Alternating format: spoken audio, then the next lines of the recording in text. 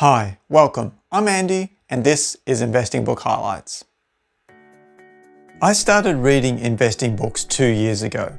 I took it to heart when I learned that the best investors in the world read, and they read a lot, and they read a variety of different topics.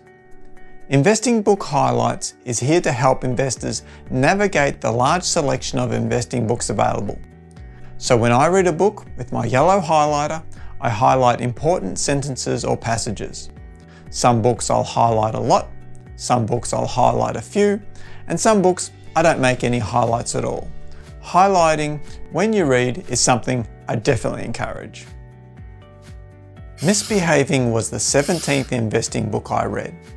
Written by Richard Thaler in 2016, I purchased it on July 30th, 2019. It has 432 pages and I made highlights on 30 pages. This was another book I found out about from Phil Town and Danielle Town's Invested podcast. Normally I would put this book in the same basket as Robert Schiller's Irrational Exuberance. And that would be wait till you get 15 or 20 books under your belt before taking this one on. But because I have a small interest in psychology, I didn't find it as hard to read as Irrational Exuberance. It is, however, a solid book to read. Because Richard Thaler is considered to be one of the founding fathers of behavioural finance or behavioural economics, summary references to his works can be found in many investing books, so it's not necessary for Misbehaving to be one of the first investing books you read. The first highlight comes from page 4. The problem is with the model being used by economists. A model that replaces Homo sapiens with a fictional creature called Homo economicus, which I like to call an econ for short. The econs the economists were using in their models, which they had been using for decades and which represented humans, were rational creatures. That is, given a situation, they would choose the rational or optimal or best result for themselves. I was absolutely blown away by the ridiculousness of this. When does a human always make correct decisions? Never. And yet that's what the economists were basing their models on. Thank goodness behavioural economics came along to knock some sense into the field. The second highlight is from page 50. Because learning takes practice, we are more likely to get things right at small stakes than at large stakes. A lot of Thaler's work was refuting the then current economic thoughts about humans. One thought related to high stakes decisions like buying a car or house. It was that humans would get the decision right because the stakes are so high.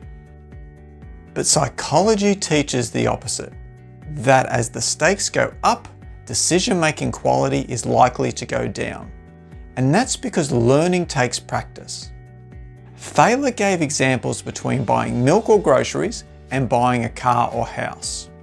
Humans buy the small stuff so often that getting right is basically a given. But because for most of us, buying a car or house is an irregular event, our decision-making quality is likely to be low because we haven't done it enough. So what's my takeaway from this? Well, at this early stage of my investing, I'm going to make mistakes, and I should expect to make mistakes, and you should too.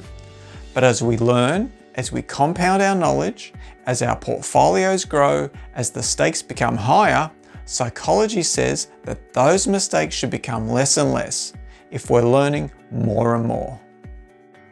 The final highlight is from page 197. The more often people look at their portfolios, the less willing they will be to take on risk, because if you look more often, you will see more losses. Let's look at two scenarios. January 1, you buy stock, and at the same time every day you look at the stock price. You see the ups and the downs over and over. That sort of input is going to negatively affect your investing, even if you've done your homework on the companies you're following. January 1, I buy stock and don't look at the stock price till December 31. Now the stock price may be up or it may be down, but if I've also done my company homework, I know in the long run that the stock price will go up, and I haven't had the mental gymnastics of watching those daily price ups and downs. Thank you, Richard Thaler, for writing Misbehaving. In each video, I tally up the cost of the books I've read. As this was book 17, the total cost is $442.35, and that's in Australian dollars. To help build this channel, please click like and subscribe. And do you think psychology has a small or big part in investing? Leave a comment or question below and I'll be sure to follow up.